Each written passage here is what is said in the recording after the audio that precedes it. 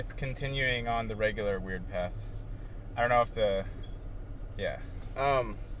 So I am actually texting you, right? I'm not texting somebody else. No, no, no, you're texting me. It is I. Yeah. Okay. So, which is good. Like, I mean, the thing about this is if we do a show or for whatever, right? I don't access my email unless I'm at home. So texting is the best way to reach me if you have to, because Yeah. yeah, I'm not the kind of person to access my email and do whatever. I barely touch my phone as it is, but Yeah. It's probably good to try to stay away from the technology as much as possible. I mean, I shut my phone down and I don't turn it on unless I absolutely have to. So there, when people text me, it's funny because they're like, did you get my text? Did you get my text? Did you get my text? But I just shut it down if I don't have to actually make a call or something. I don't Yeah. keep it on. That's the problem with my Uber and lifting is I have to have this thing on like 24/7, Yeah, so it's probably like constantly interfacing. totally. Yeah. Um, Well, that's part of your business, so you have to. yeah, right. But I can figure out ways out of it, hopefully. Yeah. I had a couple questions, and of course you can always answer or not answer depending on whatever. Um, Somebody asked if you could talk about the good family when you've mentioned that in the past. I don't remember a lot of what you said about that, but somebody asked if you could elaborate on what that is to you. Sure. So if we could start there, possibly. Mm.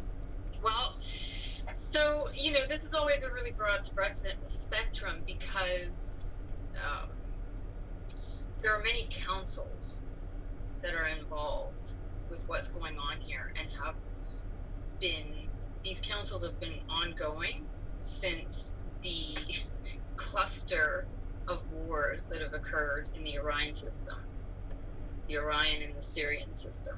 So we have many tiers and levels of councils, and then we have the councils that are associated with all of the galaxies, not just this one,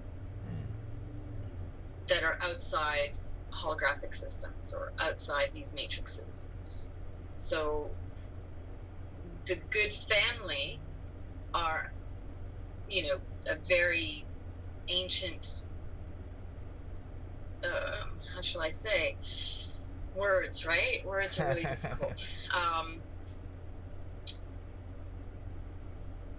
Because it's really complex when you think about us. It isn't just us in these bodies. These bodies are one aspect of us. Mm-hmm. And when you think of the way that the universes are created and the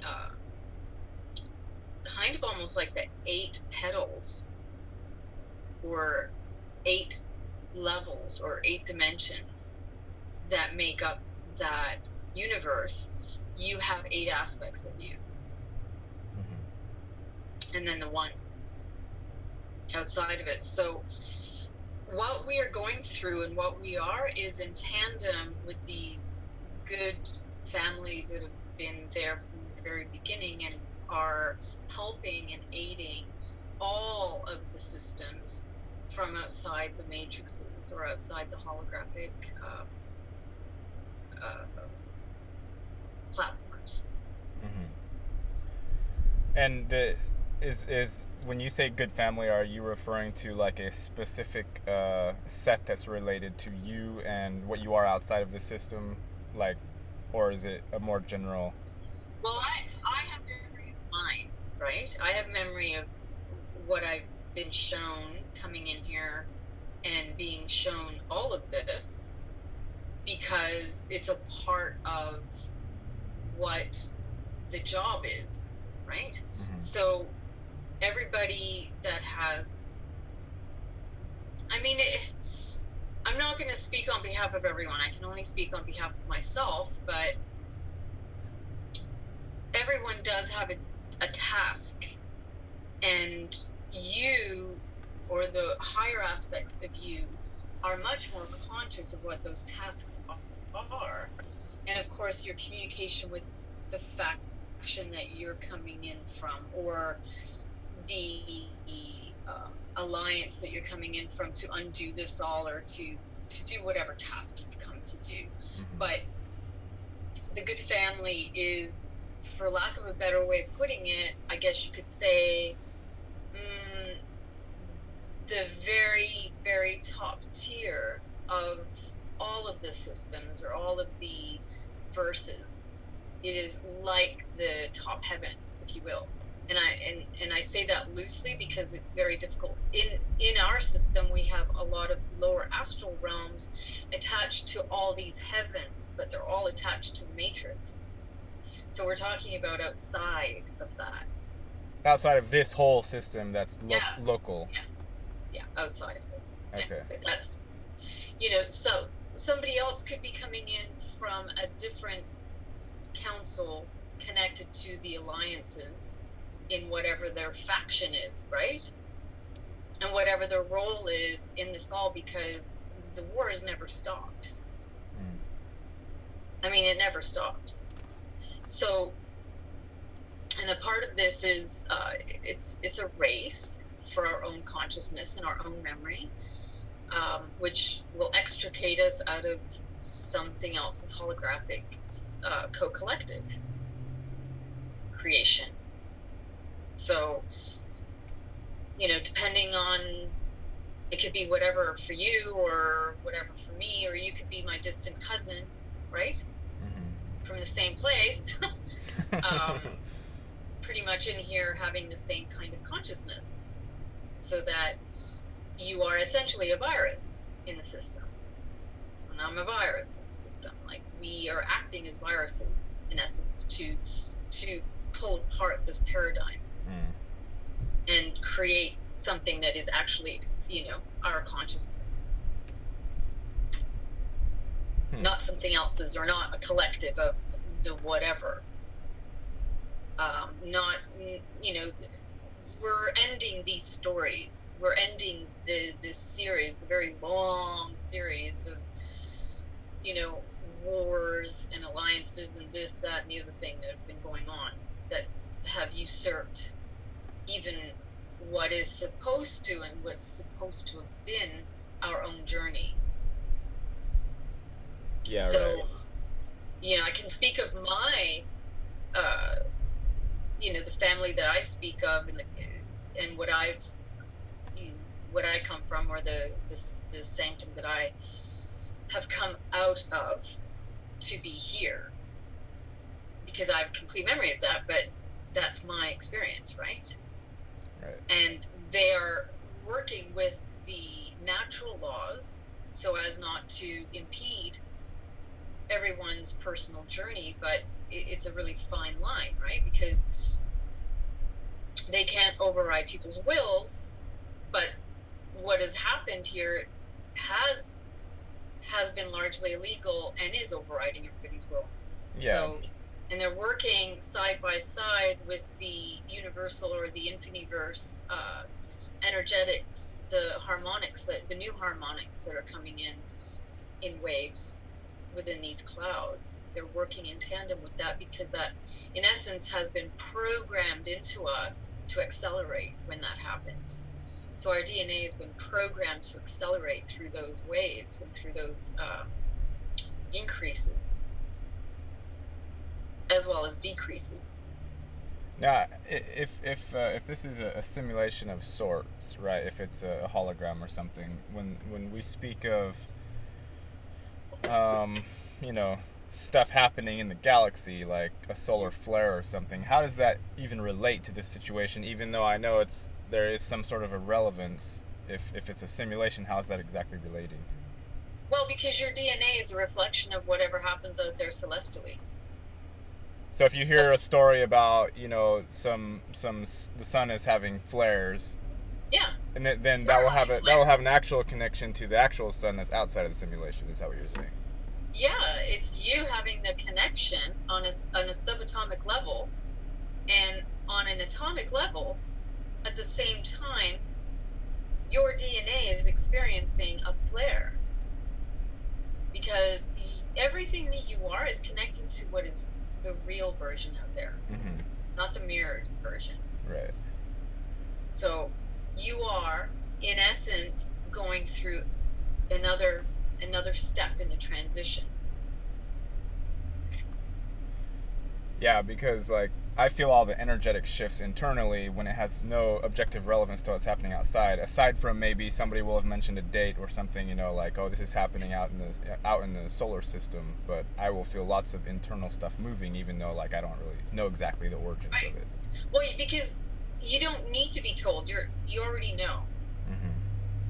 That harmonic is really loud. Yeah. Basically, if you're told or if you read about it, it's just confirming the concrete anyway. Yeah. And the more that you're in tune with yourself, the more you're in tune with the universe and the infiniverse and what is happening. So because you are the microcosm of the macrocosm. You're a perfect reflection of the same thing. You are literally the universe. You are the infiniverse. You are literally that. Yeah.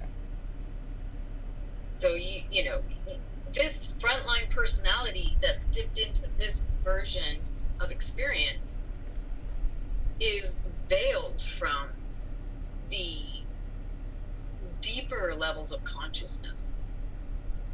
But the veils are there to protect you from too much, because while you're in this manifested body, if you have too much at once, it would just perish. It wouldn't be able to handle the frequency Mm-hmm. all at once. Right.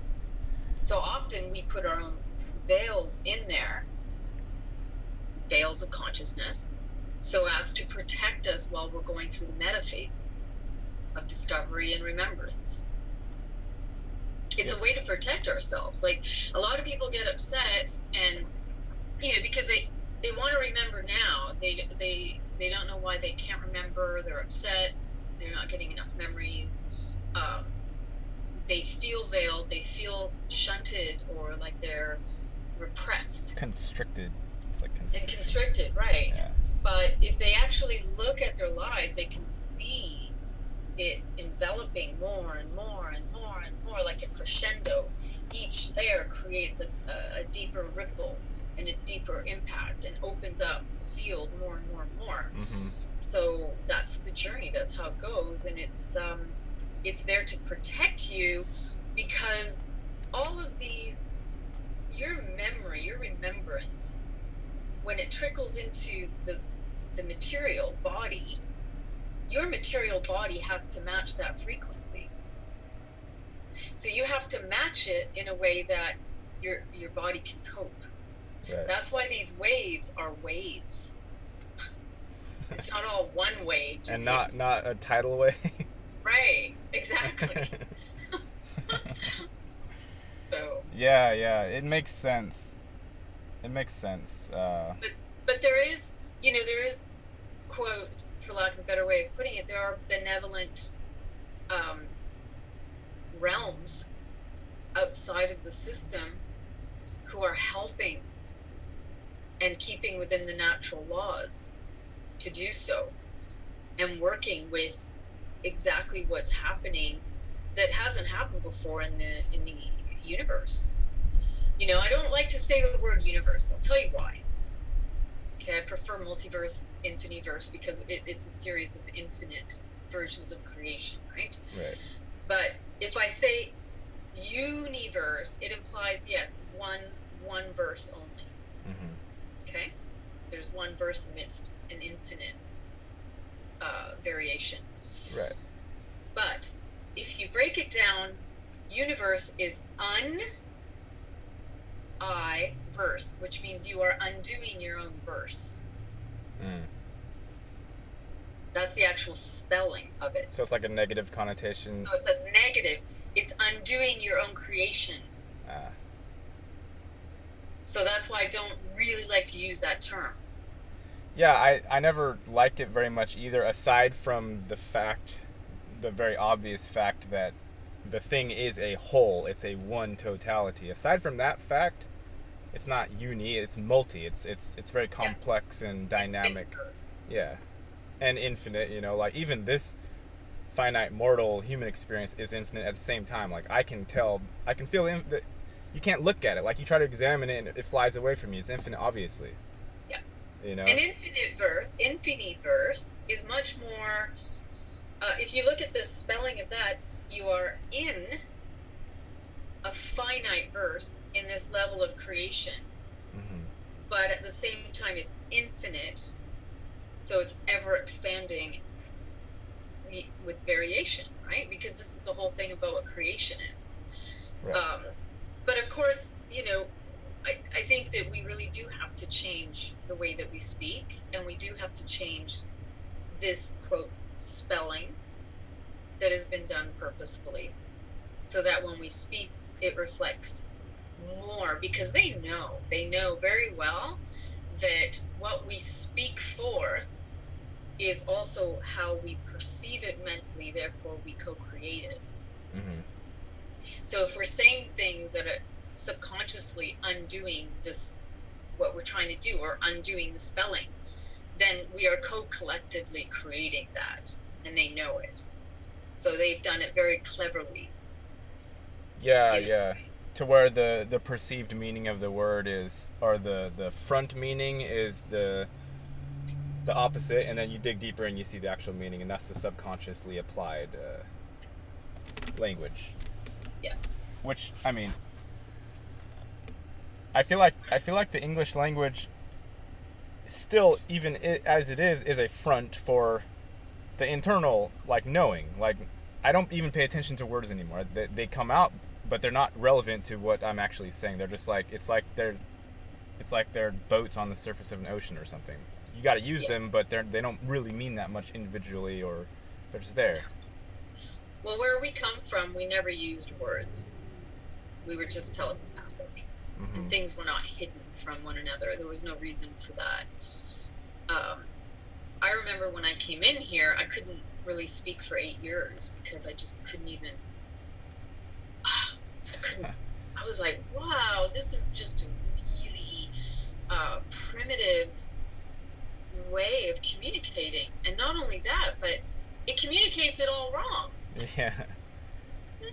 And it's not lending itself to actual communication. It's lending itself to misunderstandings and arguments. Like when you first become aware, you see that the language is built in with things that bar the communication from even happening, and then arguments are inevitable at that point. Exactly.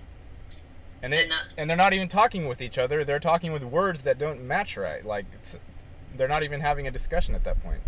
no, no, they're not hearing each other. They're not. It's just nothing but huge walls and barriers, and just uh, assaults, reacting in defense to, you know, assaulting one another. Right. Right. It's like they're only focused on the perceived hurt, and then the whole thing revolves around that. Like defend this part that's hurt. Now go fix that Well, part because that's hurt. right, and the trigger is always your core wounds. But you're just going to mirror it off or project it off of one another without actually getting to the core of it and seeing, well, why am I getting so upset about this? Well, Mm-hmm. why is this causing such a reaction in me? If both people would do that, they would be able to access what is lying in the deeper levels so that they could start really transmuting it. But if they just keep it to the topical, no, like the fighting, the hitting the arrows back and forth, then that's where they'll stay. Right. They'll just keep repeating the same thing over and over again.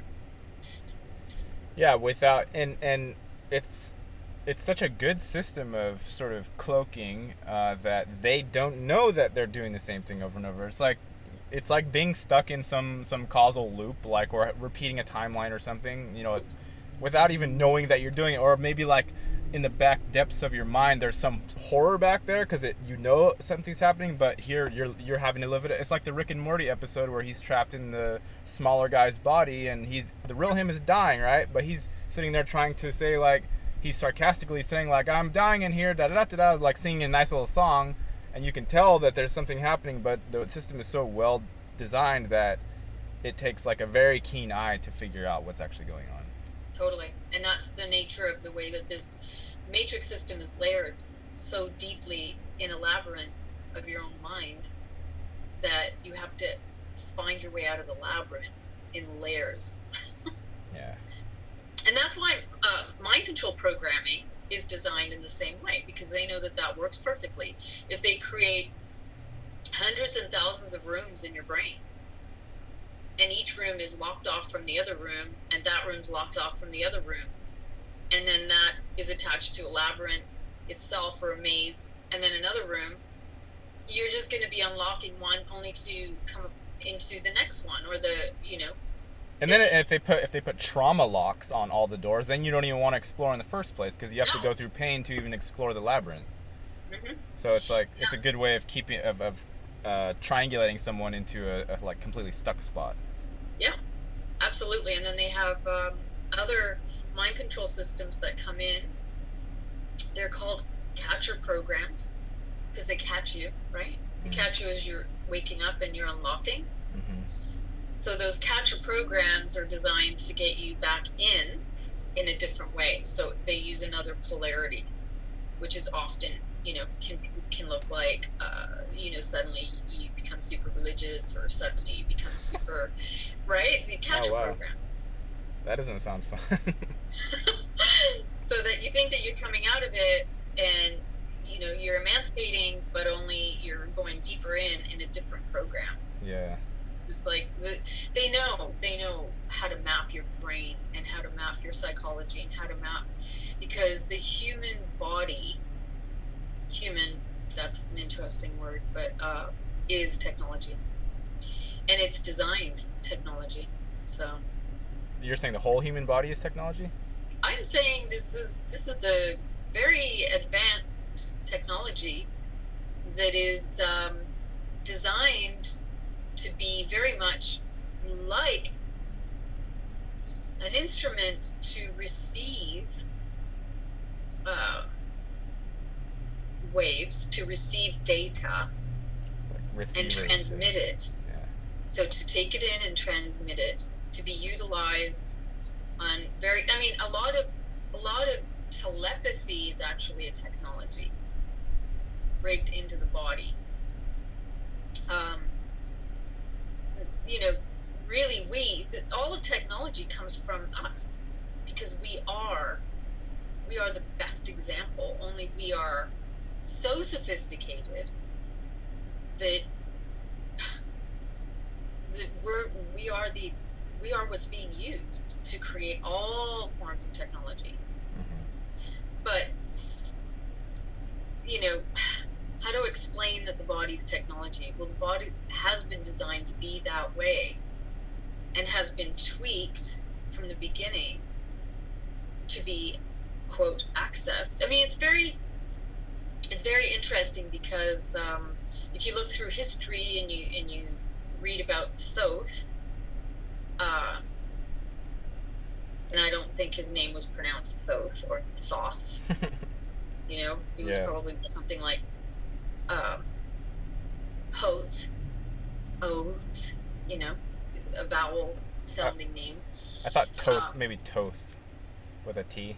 Yeah, and the T's, questionable. Yeah. The actual T is questionable in how it was pronounced. Yeah. Because in the ancient times, much of the mysteries were hidden in vowelic languages, not consonants. Oh, I see. You're saying it wouldn't. It's a frequency wouldn't have of been Toth. unlocking, right? Yeah. Anyway, so when you read what has been written down about the things that he said supposedly, you can see that it's discussing the body as technology, and it's being utilized on levels that we can't imagine, that we have interpreted as God interface and all this, these perceptions of existence. But really, it's technology. Just like the quote Ark of the Covenant technology. It's an instrumentation, it's a weapon, it's a technology. We are that. Now, what is our original template? because see, our original template is everything. We Mm-hmm. are everything. We can do everything. So all these programs showing superhumans, I have a problem with the whole Superman, superhuman, or the Marvel heroes that are all supernatural. There's nothing super natural. It's natural. Period. End of Yeah, story. yeah. I feel the same way about technology. Like, people try to say technology versus organic, but when you're talking about what is, like, it's what is. If you can see it and perceive it in any way, shape, or form, it's literally natural to the existence, and you have to figure out how it fits in. Yeah. It, Well, okay. As creators, when we're creating worlds, we create with technology. We create binary systems, trinary systems. We create holograms of reality. We do. We use technology from the beginning. Creation uses technology from the beginning. Our mind created technology. I wonder how do you answer the "who created God" question? Well, I mean, who created God? Well, who created thought? Who created just the first thought of existence? Yeah. Right? If you Who think created about it, anything? there's a void, the great deep, which is just a place where no thought exists, no anything exists. It's like and I don't like really using the word void because that implies a complete nothingness, like you dropped into a nothingness. It's partially right. I like saying the deep because it's just a place where there is just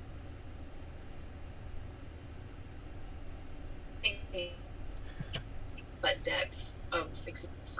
So everything is in it and nothing is in it, Yeah. right? Yeah. Right. So out of that comes one first thought. One first thought comes out of it. One electromagnetic little tiny pulse. One fiery little electromagnetic wave. And then it That goes would and, be and that finds would be another one. God, Yeah. right? The first actual thought of creation, and we are that. That's all of us.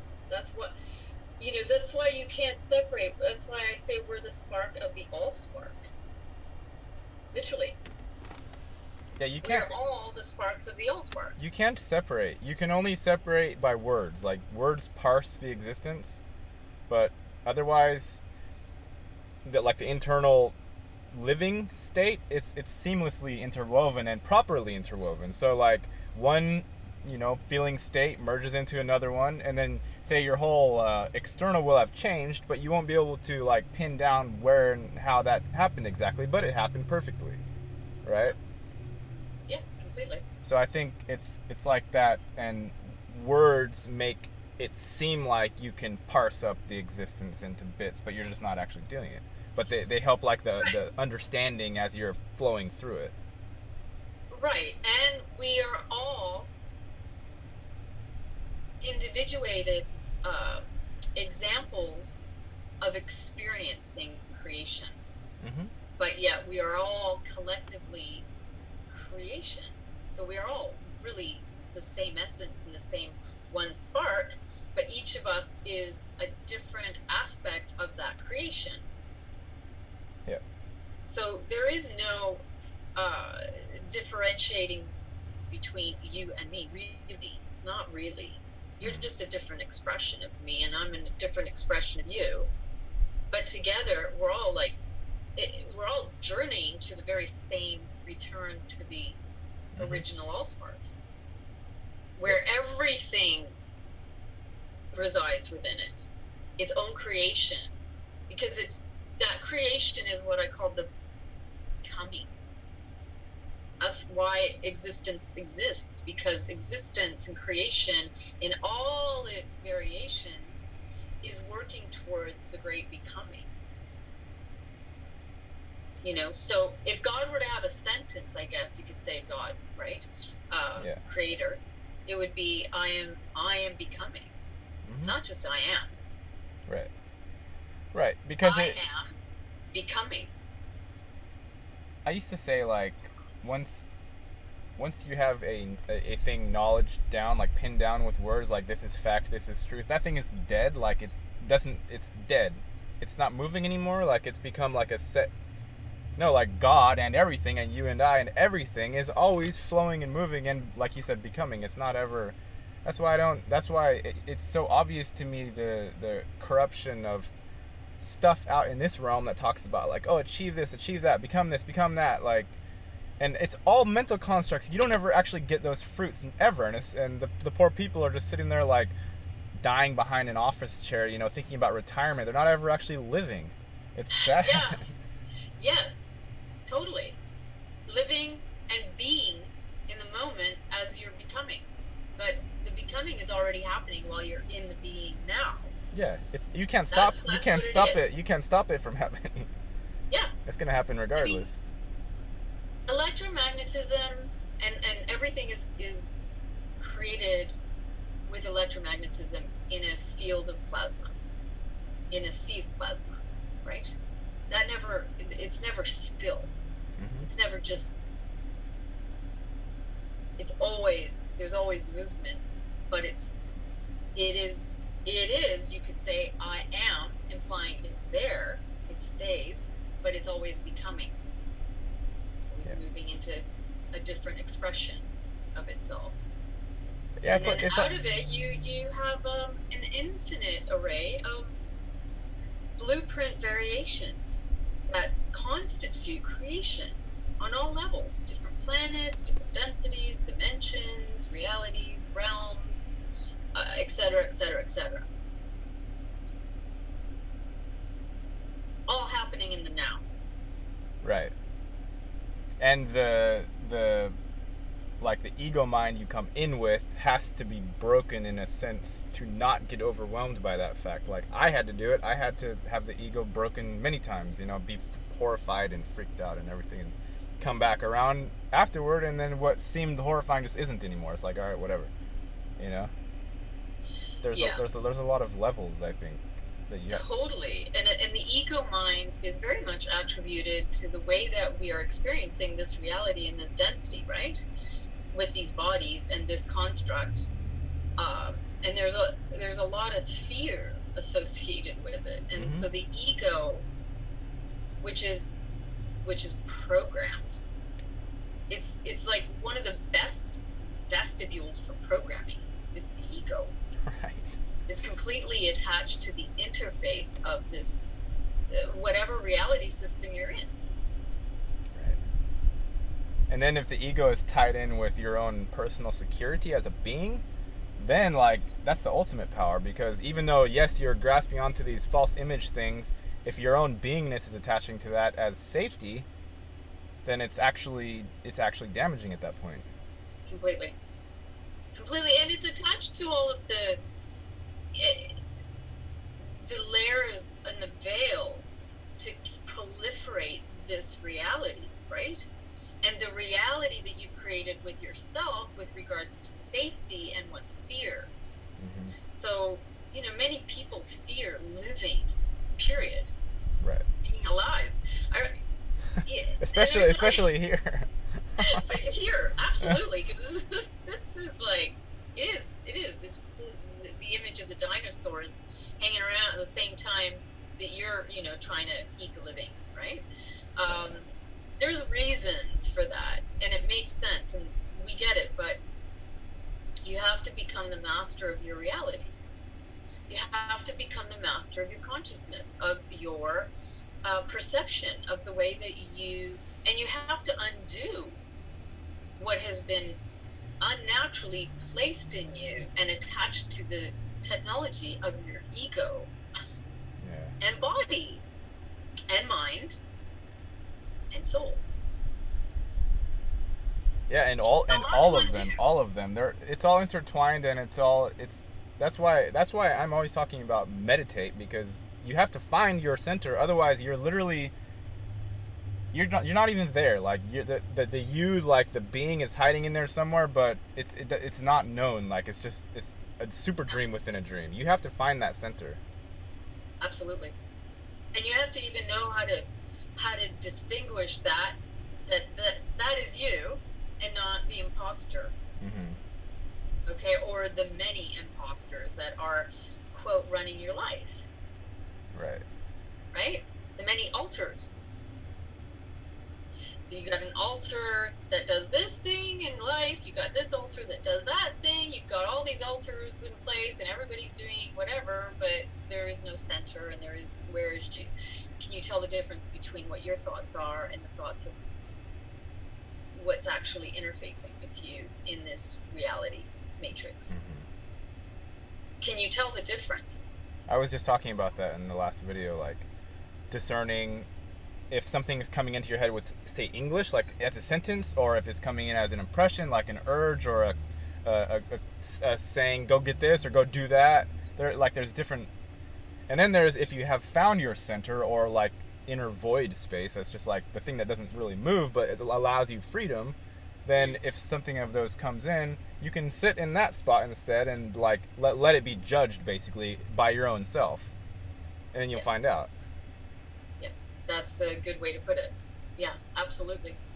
But it is difficult for people to wade through the obstacles and challenges of just being in the nature of this reality, because you have to take this and learn how to use your creator abilities in a way that changes the time and space, and basically undoes what the artificial version is to create yours within it.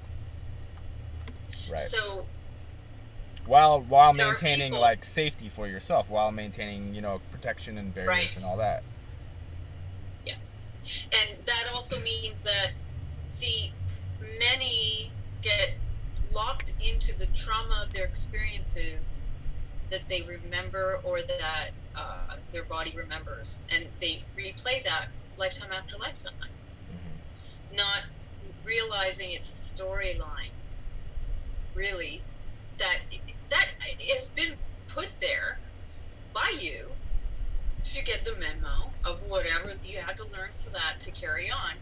And sometimes, there's been energies that have come in to screw with you, that have given you other experiences that aren't necessarily something you signed up for, but in the end, it still goes towards you crashing through your paradigm so that you can undo it all. Yep. In that way, we did create this narrative of experience to get back to, oh yeah, well, we can create, and we are actually the masters of our infiniverse. I think it's just like it's beautiful in a way, because you start off with this it evolves so many different layers that at some point you have to appreciate, just like, wow, like I can't get mad here, like there's just too much, it's too much. Totally. Yeah. It's just that there's no other way than really just diving in and doing what you need to do. There's no other way. People stall their whole lives because they're afraid to just take that first step and do what they have to, because they think that there must be a safer way to do it. There's no safer way to dive off the diving board.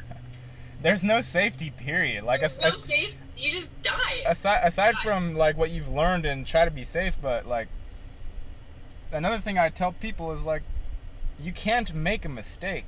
Your only really mistake you can make is being complacent, like just hiding within like your little comfort zone thing.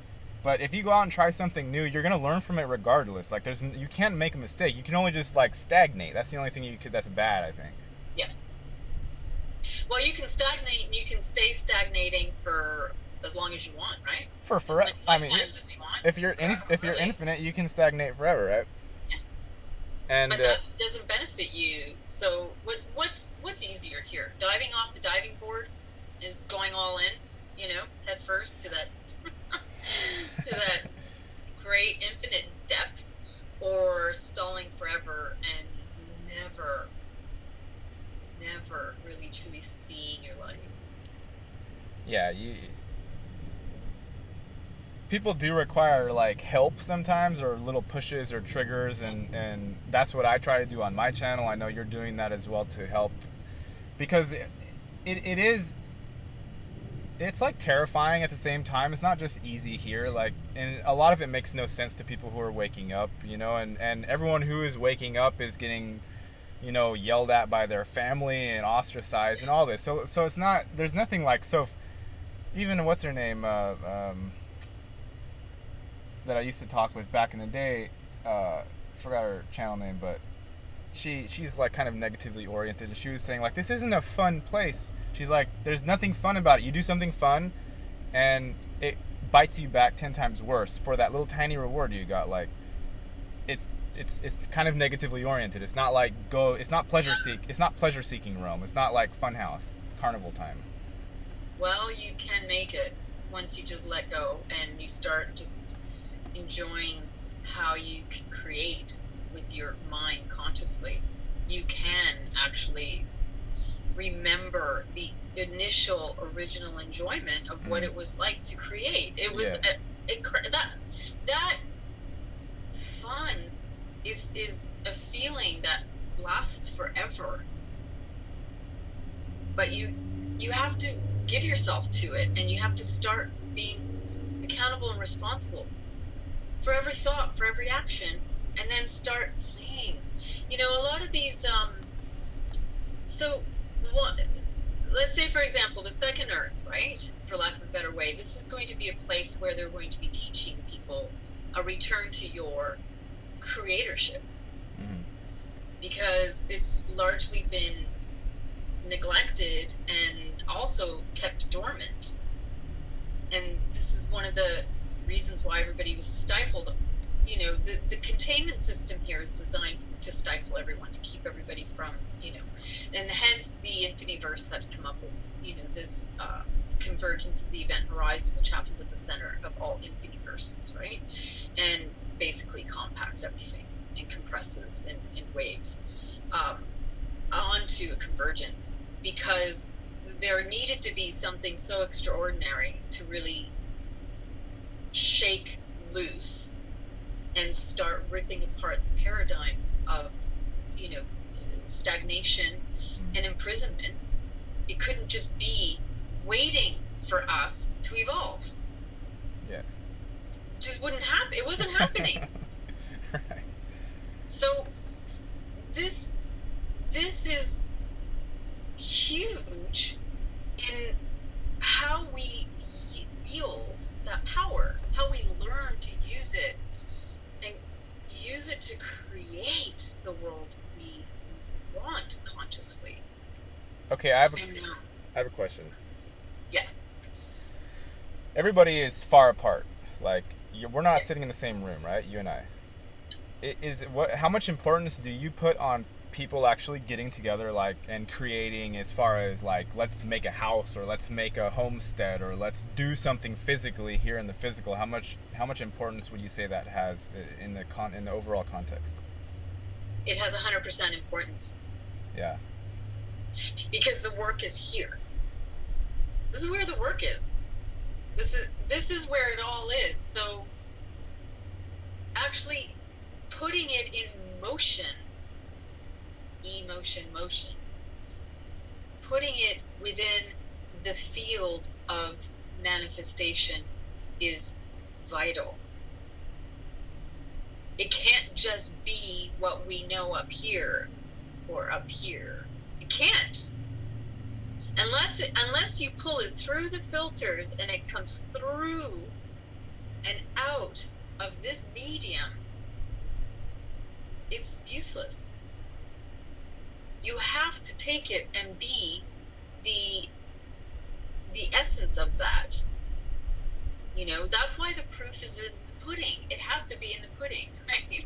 Like, we have to be the embodiment of what we know up here. And we have to put that in practice. We have to do it. We have to meet that, convert that in action. So what good does it do when we're all spread apart, and we know all that we know, and we know we need to start changing communities, changing the way society is society, changing cities, changing, quote, civilization.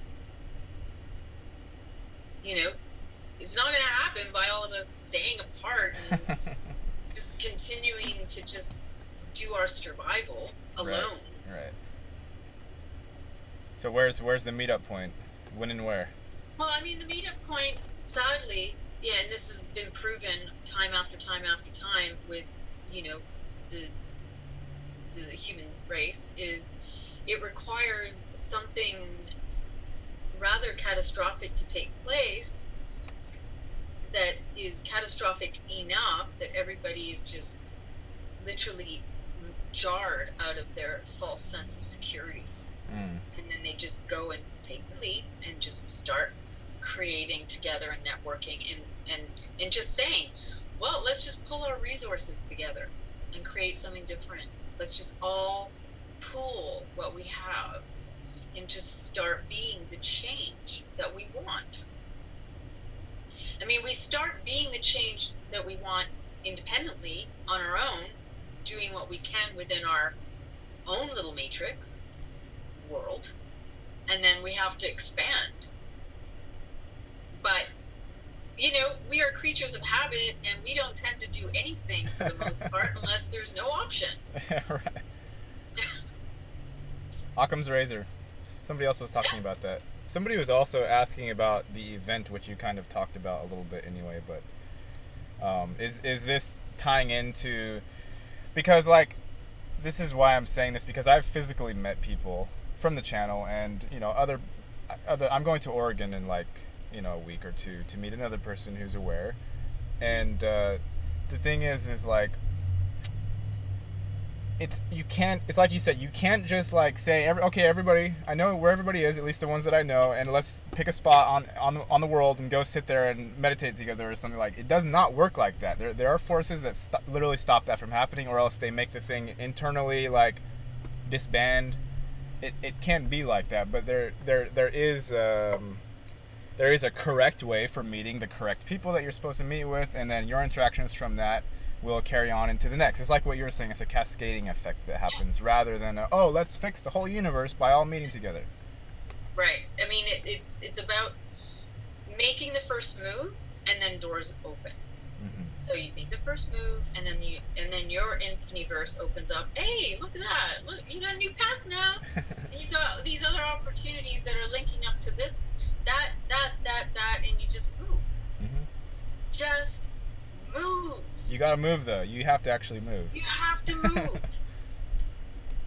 Like, sitting around, you are allowed to sit around forever. Like, you're literally allowed to do that. And maybe the apocalypse will come and shake you at some point, or not. You know, maybe not. Maybe you'll just stagnate. There's no telling how long it will last. No, but you must move. You must move. You can't just, create a comfortable little safe zone, and stay in it and do research for the rest of your life and not move and not do and not take action. It's like,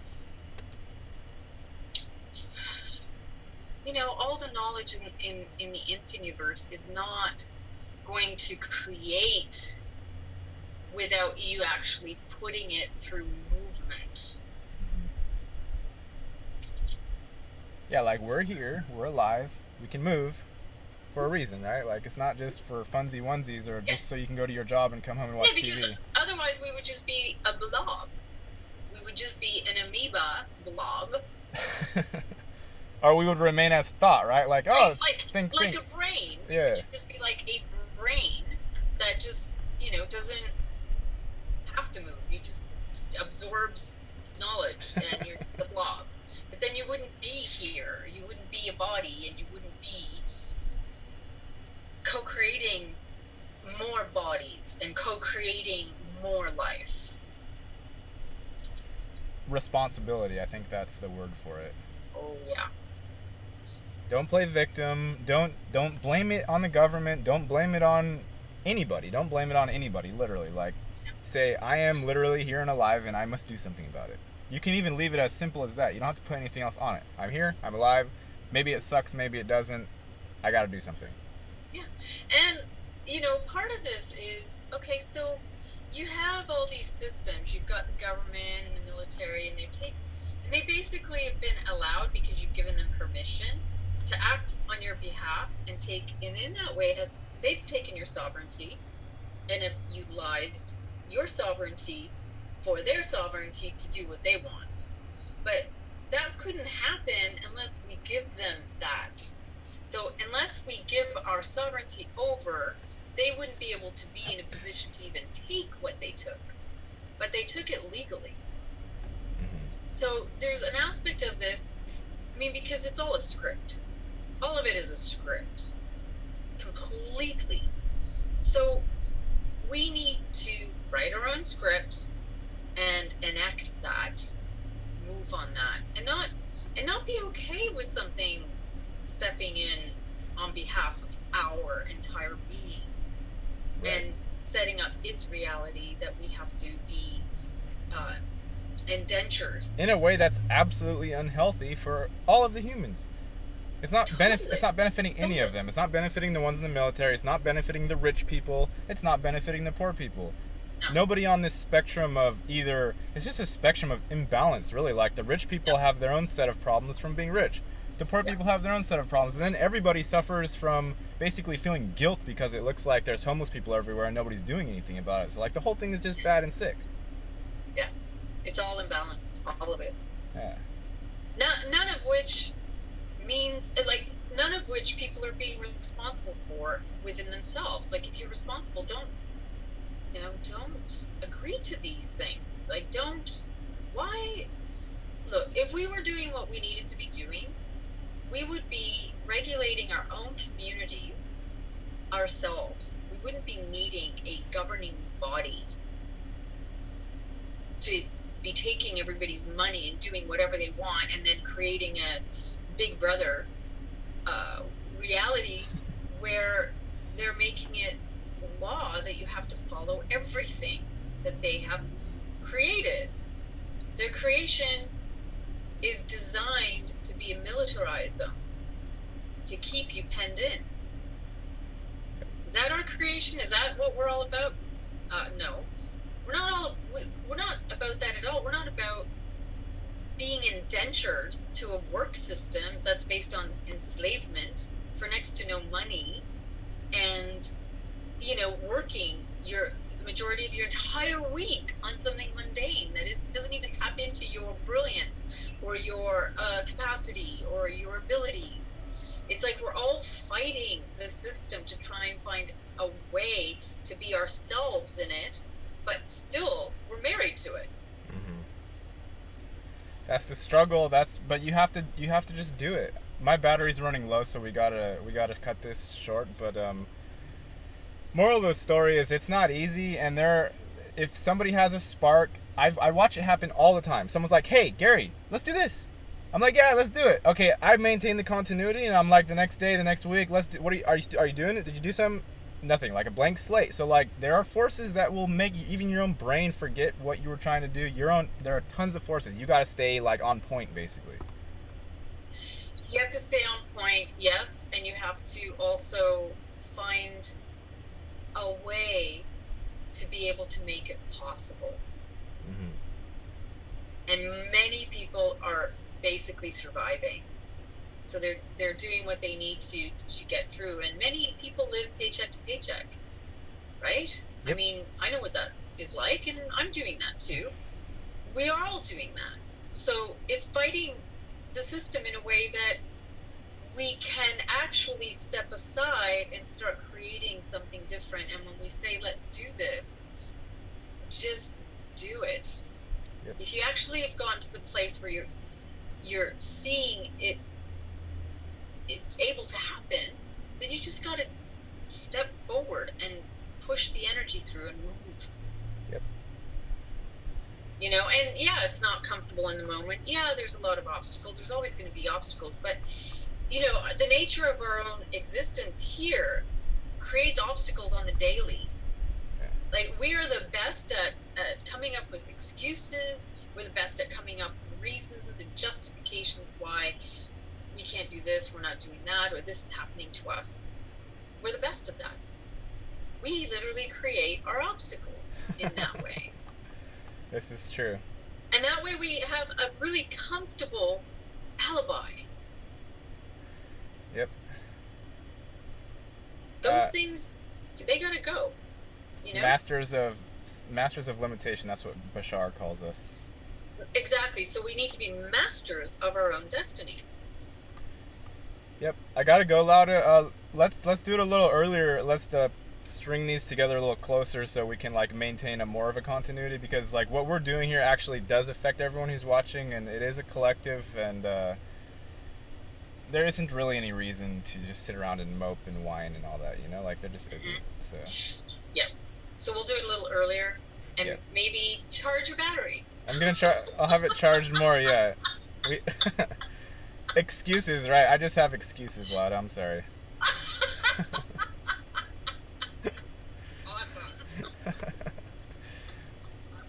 Till we meet again, okay? Thank you. All right. We'll do it sooner. Okay. Sounds good. Bye. Bye.